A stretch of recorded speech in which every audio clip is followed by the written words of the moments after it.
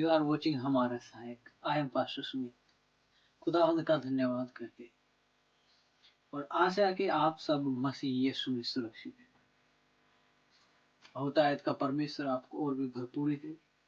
इफिसियों 6 उसका 14, सत्य से अपनी कमर को कस लो। और पुराने समय के अंदर रोम के अंदर जब पत्री लिखी गई थी तो रोम देश के लोग एक खुला डुला वस्त्र पहनते थे और आज के समान के उनके कपड़े नहीं होते थे। और उसे सिखाता है कि जब हम सत्य से कमर को कसते हैं तो कैसे वो रोमी लोग उन दिनों में अपनी कमर को कसते थे और उस ढीले ढाले कपड़े को, वस्त्रों को कस लेते थे कि युद्ध में उनका परेशानी का वो कारण न बने, उनके लिए उनके मन को भटकाने का वो कारण न बने, उनकी समस्याएं बन के वो कपड़े उनके सामने न आए। और उस सत्य के विषय हमें सिखाता है कि सत्य सबसे पहले आप कमर के साथ बांध लीजिए कि कोई भी चीज आपको भटकाने न पाए, कोई भी चीज आपका ध्यान अपनी ओर न लेने पाए, ताकि आप उस युद्ध को खराई से सही रीति में लड़ सके। और सत्य सत्य ही होता है, उसके अंदर कुछ मिलावट नहीं होती। और सत्य सही फैसले लेने में, सही आपका निर्णय लेने में आपकी मदद करता है। यदि आप झूठ का सहारा लेते हैं तो आप उसी के अंदर बंधते जाते हैं और सत्य आपको छुड़ाता है। खुदा का कलाम हमें बताता है यदि तुम सच्चाई को जानोगे तो सच्चाई तुम्हें आजाद करेगी, तुम्हें स्वतंत्र करेगी। और सच्चाई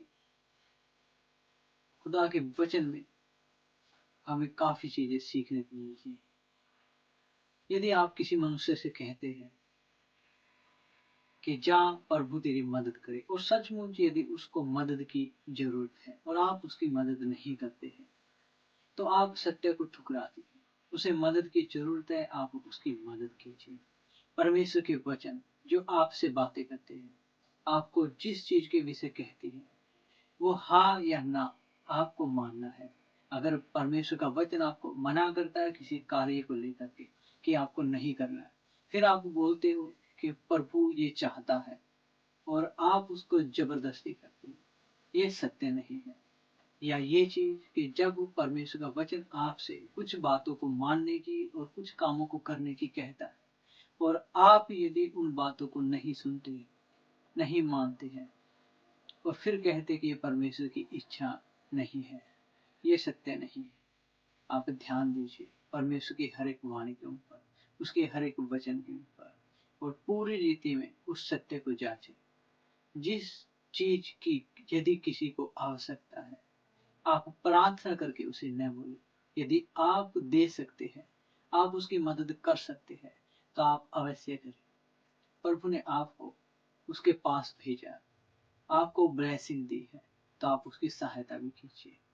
और सत्य के साथ जो चीजें खरी है, जो चीजें सच्ची है, जो चीजें हो सकती है आपके द्वारा, आप उसका इस्तेमाल कीजिए और परमेश्वर के वचन को बदल फेर न करें, किंतु सही रीति में उसके हर एक नियम का पालन करें प्रभु, ताकि आपको और भी बढ़ोतरी में और इस युद्ध में जीतने के योग्य बना सके। सत्य के साथ अपनी कमर को बांधिए। खुदा आपकी हिफाजत करे।